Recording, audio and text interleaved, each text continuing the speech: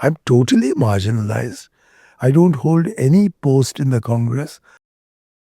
I have not been offered a Congress platform.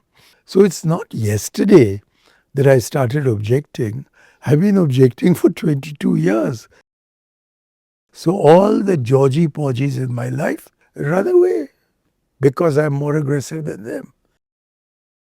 After I saw him presiding over the riots or the pogrom, as I call it, against the Sikhs, I went to the booth to vote against him.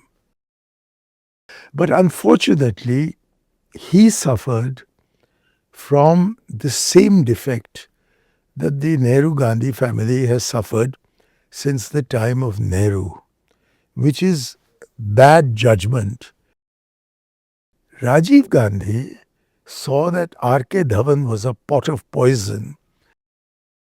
There was a lady who came to my rescue. Her name, Sonia Gandhi.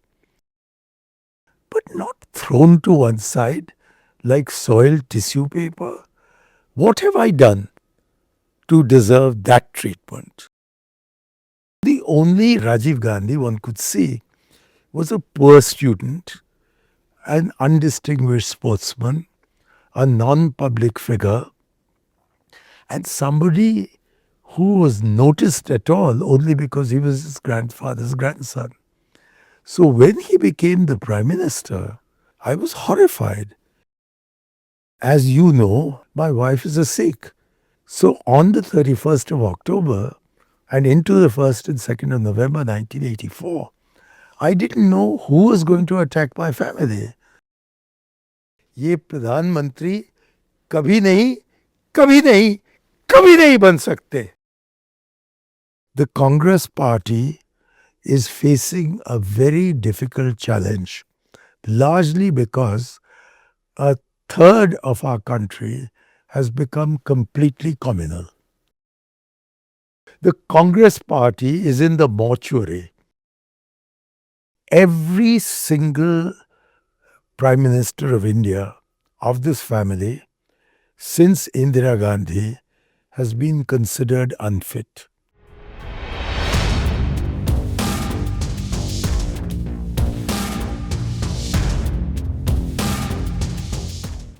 Hello and welcome to HT's weekly talk show, The Interview.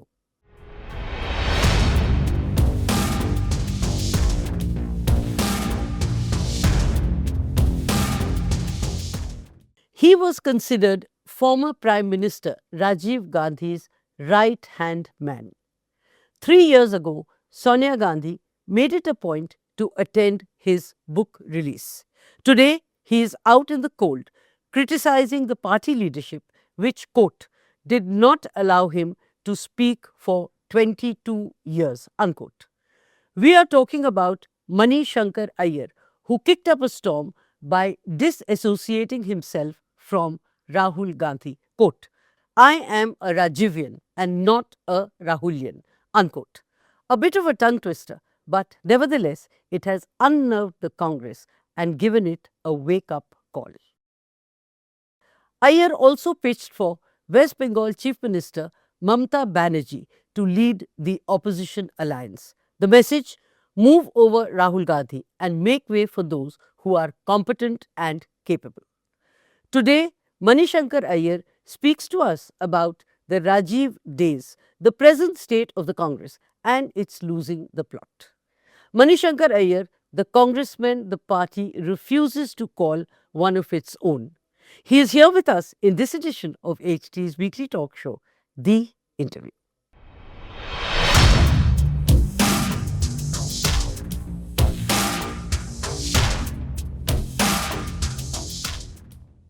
Welcome to the show, Mr. Mani Shankar Aiyar, and thank you for being here with us. Thank you very much.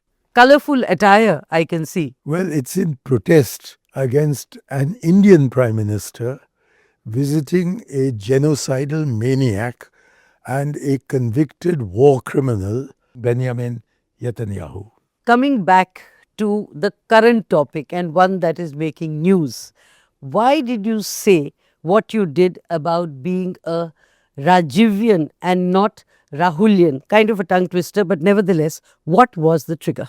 Simply that I knew Rajiv extremely well. I don't know Rahul at all. And although Rahul had said to me 13 years ago that he agreed with me that he used to think I was 75% right on Panchayati Raj, he now felt that I was 100% right on Panchayati Raj. And the next thing he did was to ask his mother to remove me from the national convenership of the Rajiv Gandhi Panchayat Raj Sangathan. So I haven't known him, I haven't met him. Except that he showed you the door. When he showed me the door on Panchayati Raj, immediately after telling me that he agreed with me 100% on Panchayati Raj. So I have still to understand the workings of that rather complicated mind. You know, in one sense, what you said was actually right, because you cannot be a Rahulian given that you're a generation apart. Even his mother, Sonia Gandhi, is not a Rahulian in that sense of the term. Well, I can't speak for her, and I dare say she would object very strongly to your suggestion that she is not a Rahulian, because after all, she is the mother. But in my case, I'm not his father. I was associated with his father, and he did say to my wife once that of course I'll trust him because he was my father's closest associate. But he seems to have forgotten having said that. And people change. He's now come into his own. I'm totally marginalized. I don't hold any post in the Congress other than the PCC representative of Kumkum town. I'm one of 10,000 PCC members. So I find it absolutely stunning that Kumkum Chadha, who has forgotten me for 10 years, has today called me because the media is playing up some remarks I made. Forgotten you? I've been there at every book release of yours. I Well, that's haven't very forgotten. sweet of you. But we haven't had an interview like this. However, were these remarks because you are upset with the leadership? To quote you, you were not allowed to speak for 22 years and therefore decided to hit out. I did say that for 22 years I have not been offered a Congress platform. And yet I am told all the time that if I have any grievances, I should use a Congress platform. So it's not yesterday that I started objecting. I've been objecting for 22 years. And the reason was given by Sonia Gandhi, who, when asked by the president of the Jammu Kashmir Congress to name me as the General Secretary for J&K, replied, "How can I appoint him? He's such a loose cannon." Are you a loose cannon? Have you not mellowed with age? Why are you so harsh? And why don't you listen to your wife, Suneet, who says, don't be abusive? Because I think I went to boarding school and I learnt that the only way to deal with a bully was to be more aggressive than him. So I've taken inspiration from a verse I learnt when I was 8 years old. Georgie, Porgy, Pudding and Pie kissed the girls and made them cry. But when the boys came out to play, Georgie, Porgy ran away. So all the Georgie Porgies in my life run away because I'm more aggressive than them. My wife didn't go to boarding school, so she doesn't know what it means to be in the rough and tumble when you're a little boy. I have been through that rough and tumble. The reason I'm in politics is that I love the rough and tumble. I am in politics because I enjoy my highs, and when I'm at the bottom of the valley, I know that is the moment when my climb up to the top will begin. If today you are interviewing me because I'm in the news, it's because I chose, after 10 years of not being in the news, to now make a comeback, and I've succeeded. How does it feel to be out in the cold after, being the right hand man of the Prime Minister and, as you said, being there in the center of things? How does it feel today? Well, I never was the right hand man of the Prime Minister. I was his single greatest admirer. I was amazed that this young man, whom I had known at school, being 3 years younger to me, Rajiv Gandhi. Rajiv Gandhi, and then at Cambridge, where he was a rich boy and I was a very poor boy. So our paths didn't cross. I never had a high opinion of him. After I saw him presiding over the riots, or the pogrom as I call it, against the Sikhs, 1984. 1984, I went to the booth to vote against him. I was then invited to join his office. And I watched amazed as this man picked up one problem after another, which his mother, a prime minister for 18 years, had failed to solve. First he picked up Punjab, then he picked up Assam, then he picked up Mizoram, and in every one of them, he produced a formula for success. But unfortunately, he suffered from the same defect that the Nehru-Gandhi family has suffered since the time of Nehru, which is bad judgment with regard to close associates. So Nehru had M.O. Mathai, who betrayed him. Indira Gandhi had Yashpal Kapoor, R.K. Dhawan. who betrayed her. No, I'll come to that. Rajiv Gandhi saw that R.K. Dhawan was a pot of poison, put him to one side. Then when he got into trouble with Gyani Zail Singh, he had Dhawan go to him and persuade Gyani Zail Singh to have breakfast in Racecourse Road, which is now called Lok Kalyan Marg. And in reward for that, he appointed the same R.K. Dhawan whom he had neglected earlier. Rajiv then got dependent on R.K. Dhawan, and that was the proximate cause of his defeat in the 1989 election. Now I see that Rahul Gandhi is making the same Nehruvian Gandhian mistake of having someone like K.C. Venugopal. In Tamil, we say for our utter disaster, we say Kutti Shevaru. So the initials of that are KC. So KC Venugopal is really Kutti Shevaru Venugopal. And unless he gets rid of him, I'm afraid Rahul's future is really rather clouded. While on KC Venugopal, you are actually on a name-calling spree. Shashi Tharoor, unprincipled and indecisive. KC Venugopal, rowdy and a bully. And Pawan Khera, a puppet, and so on and so forth. You call it name calling, I call it telling the truth.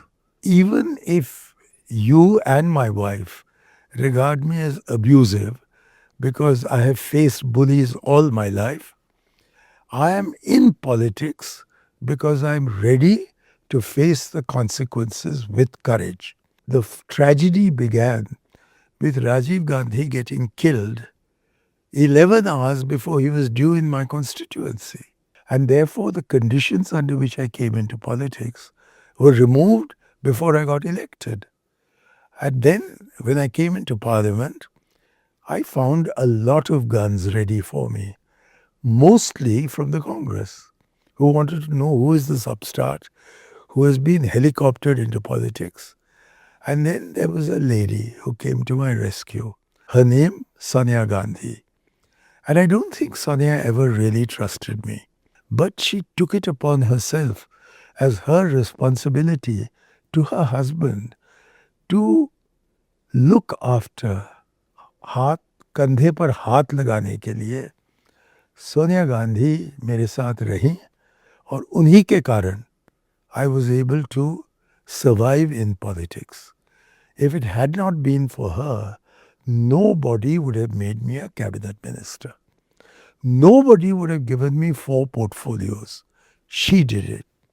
Then in 2010, Chidambaram went to her to complain about me. And she spoke to me more harshly than any principal, any headmaster.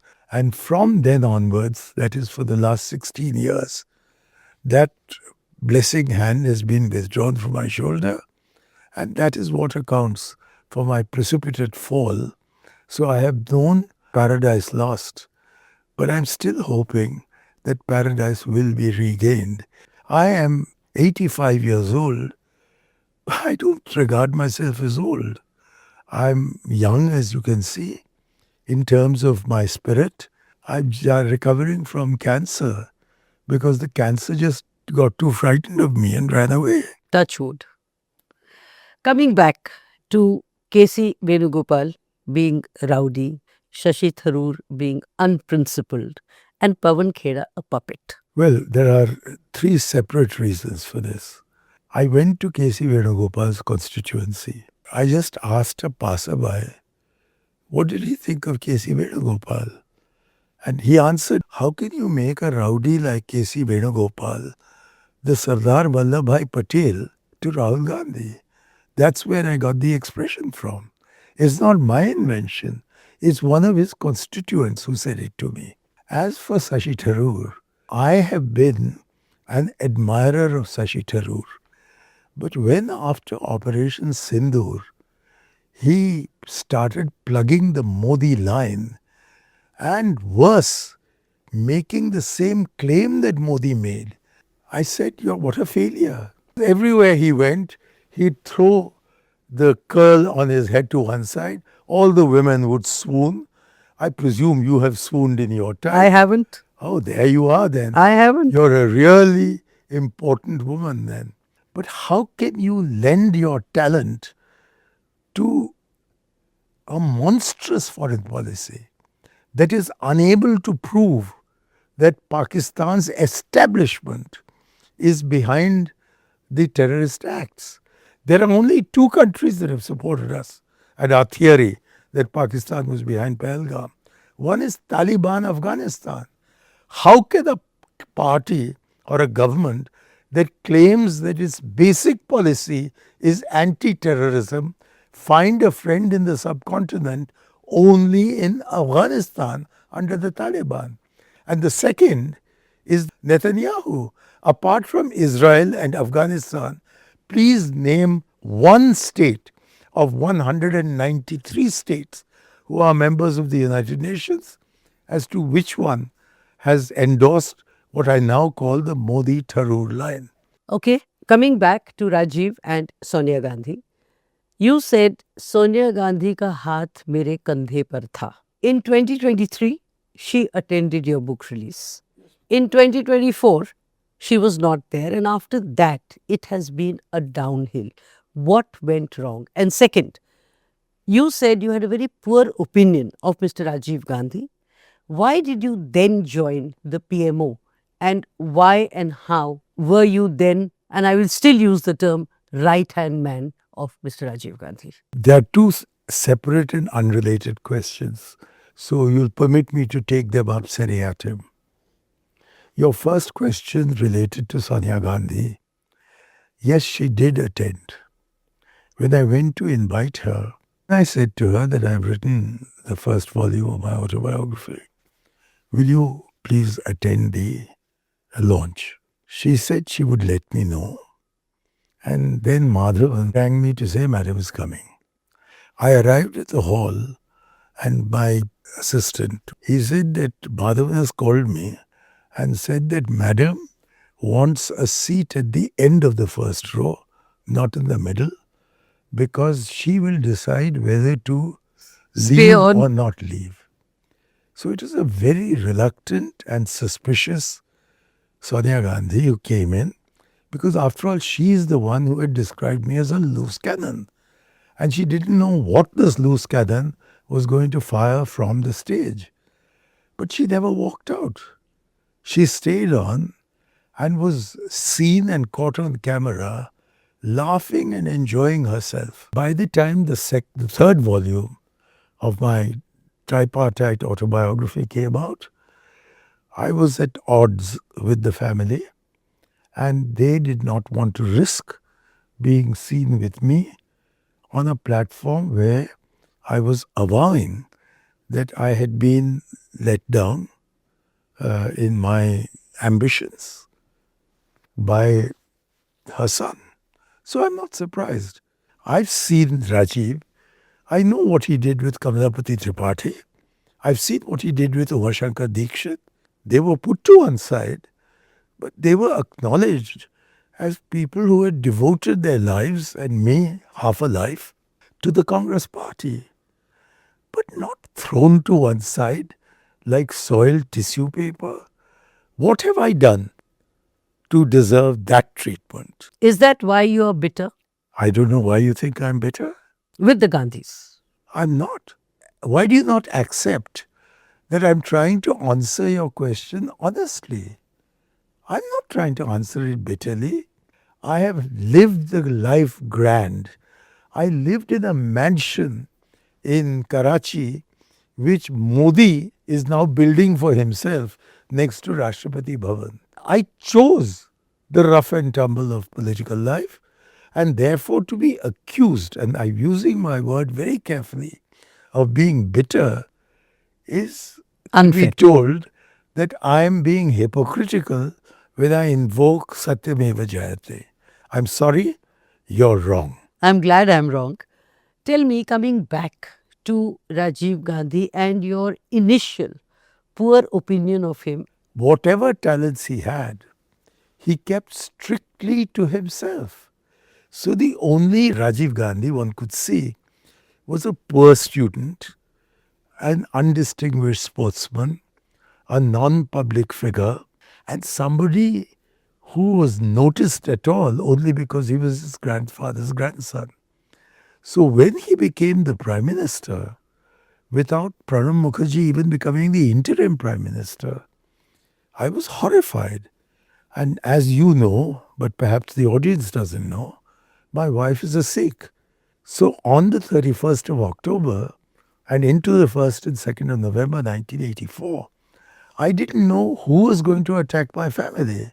Would it be the Hindus attacking my wife, or would it be the Sikhs attacking me and my three little children, who've never forgotten how, when one of our servants came in saying that wo Sikh log aa rahe hain, I ran across the lawn to pick up my children from Salman Haidar's house and bring them back. The only memory they have of their childhood is that night. I was terrified. so looking back, would you then or were you then able to forgive Rajiv Gandhi for the Sikh riots? It was Shiv Shankar, the law minister, who told me that on the second night, Rajiv, finding that his home minister, none other than the Teflon coated P.V. Narasimha Rao, had failed to call in the army, that a man called Gavai, the lieutenant governor of Delhi, Mr. Gavai, had also failed to control the riots. He decided to drive his own vehicle, which at that time was not an armored vehicle, and go into the worst affected areas, particularly Trilokpuri. And as a result of what he saw, he was the one who called in the army. And for 16 days after that, there was no rioting in Delhi. He stopped it.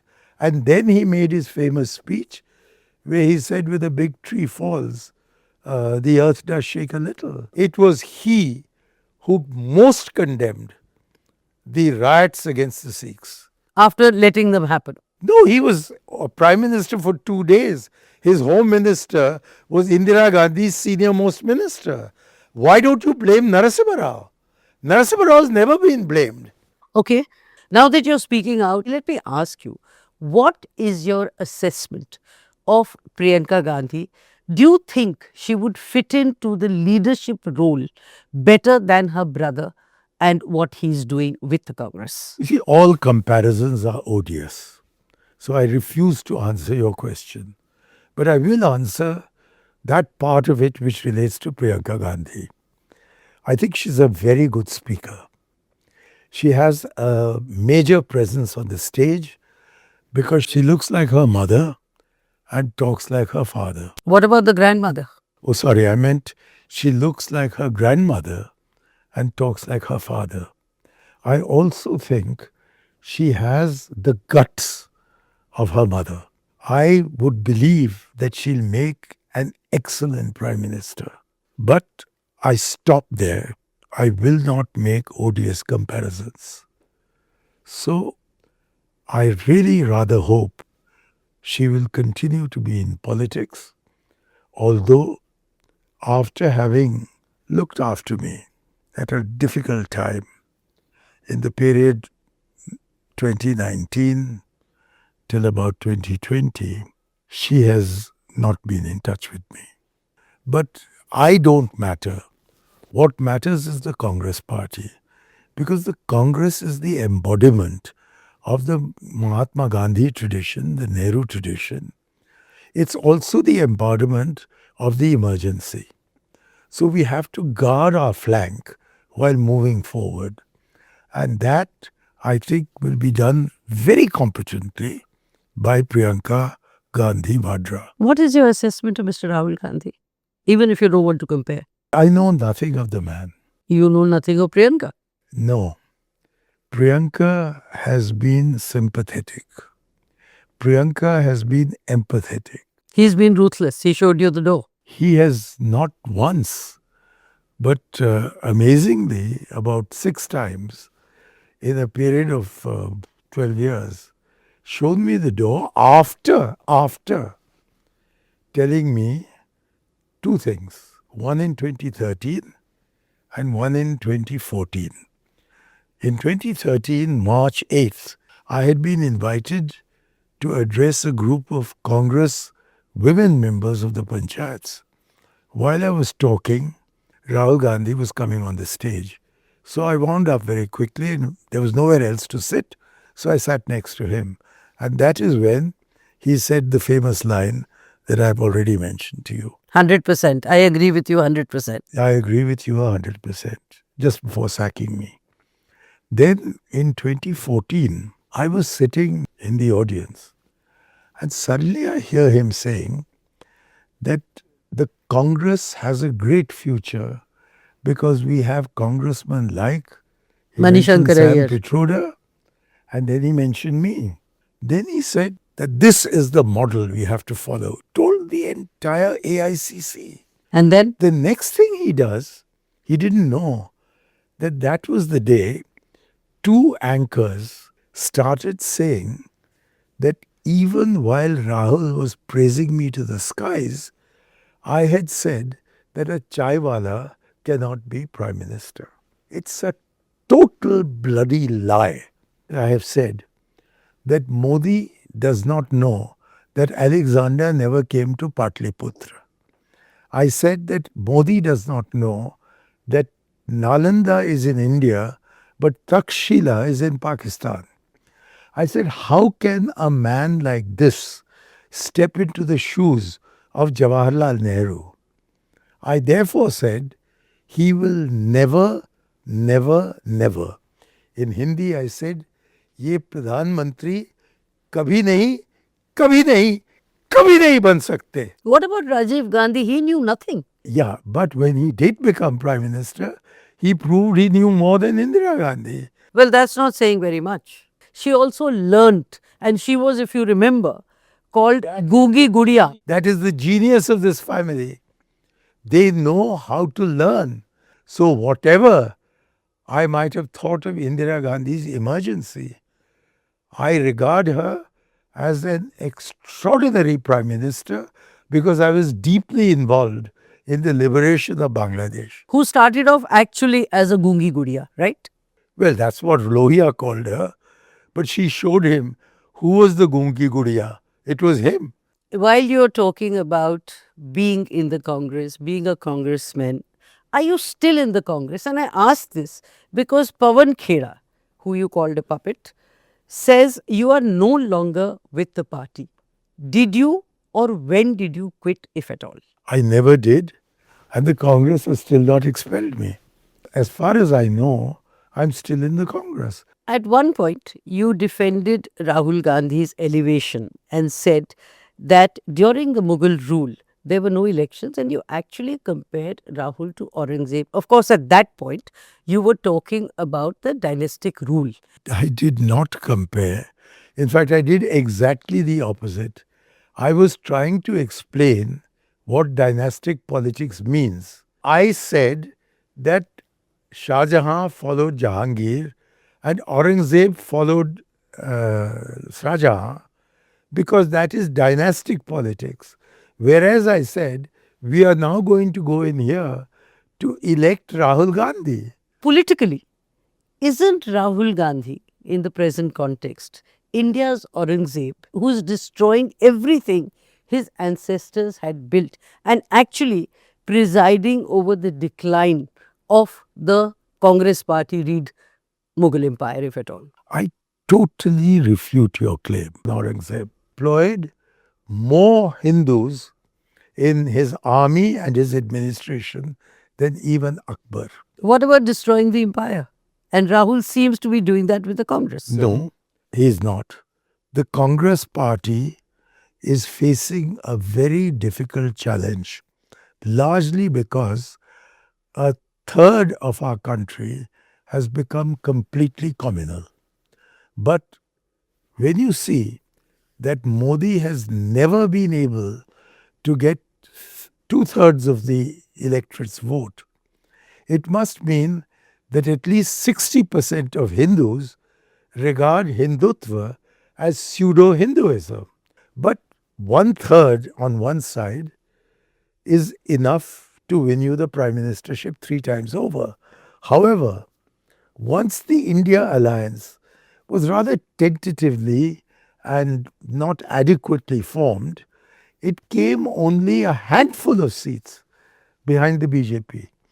If only Nitish Kumar's invitation to be in Patna had been accepted by Rahul, then Nitish would have been in the India alliance. If only the India alliance had been not created but consolidated, we could have easily, as India, got another 12 votes.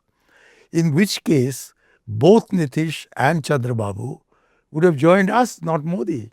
And Rahul Gandhi would have been the Prime Minister today.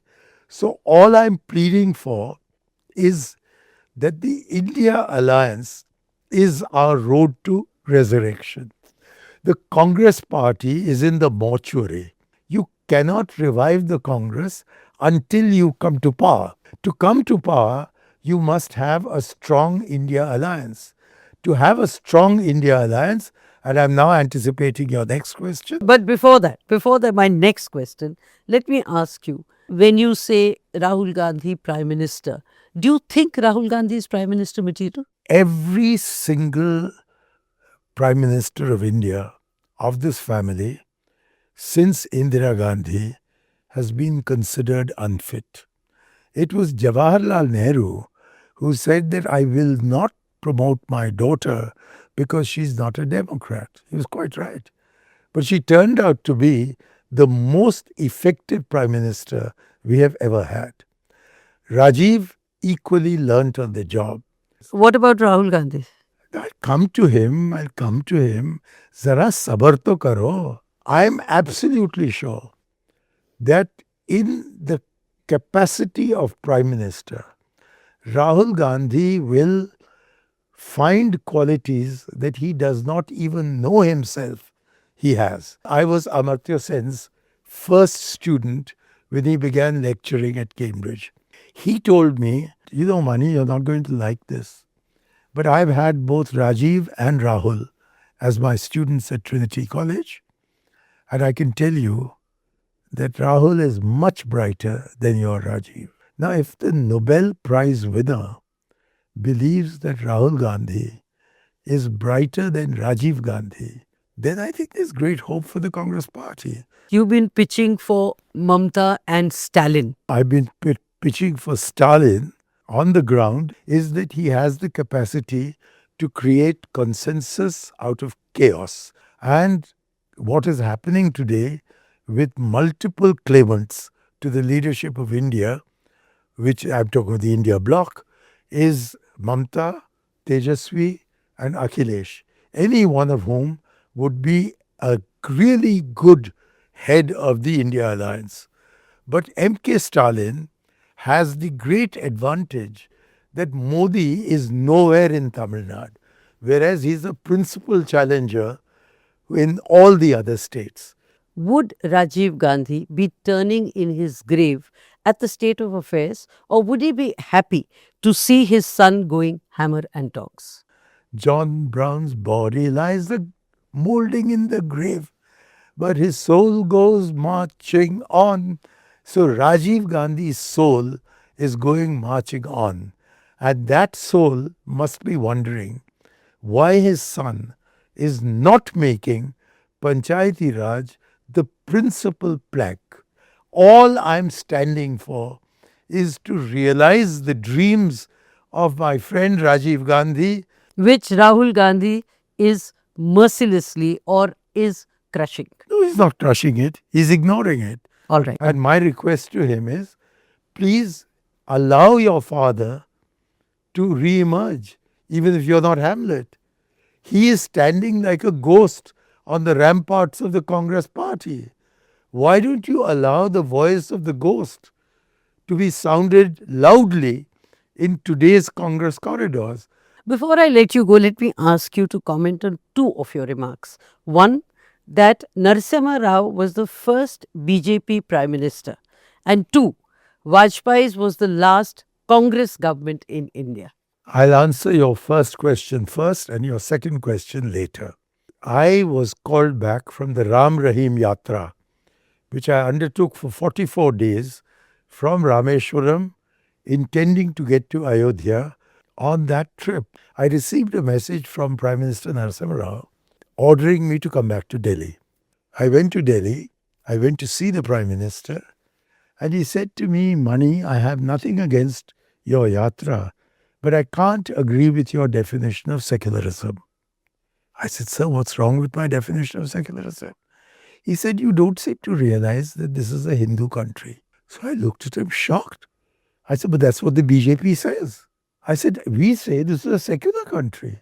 And you're telling me as the Prime Minister of India, my Prime Minister, that this is a Hindu country. And then what happened?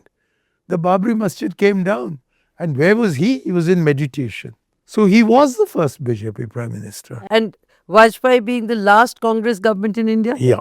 First, there was a 32-year-old boy who called on a 72-year-old Prime Minister in October 1962, on the 26th of October. He was accompanied by all the three other members of the Bharatiya Jansangh who went along with him. And he said to Nehru that there is a war going on and Parliament is not in session. So please call the Rajya Sabha because that cannot be dissolved. And the 32-year-old was Vajpayee. Was Vajpayee. Later on, there was the autobiography of Maharaj Krishna Raskutra which came out, in which he says Nehru sent a personal message to Raskutra saying that I see in this young man the makings of a Prime Minister of India. So please introduce him to all the foreign leaders who will be present at the UN. This is the Atal Bihari Vajpayee who became Prime Minister 3 times. Although he was in the BJP and although I fiercely attacked him, I now looking back see that he was principled in regard to Pakistan. He was principled in regard to Kashmir. He was principled in regard to Muslims and Islam. He was a genuine congressman dressed in the wolf's clothing of the BJP. On that note, Mr. Mani Shankar Aiyar, thank you very much. This is the best note you could have ended this interview on. Thank you very much. Thank you.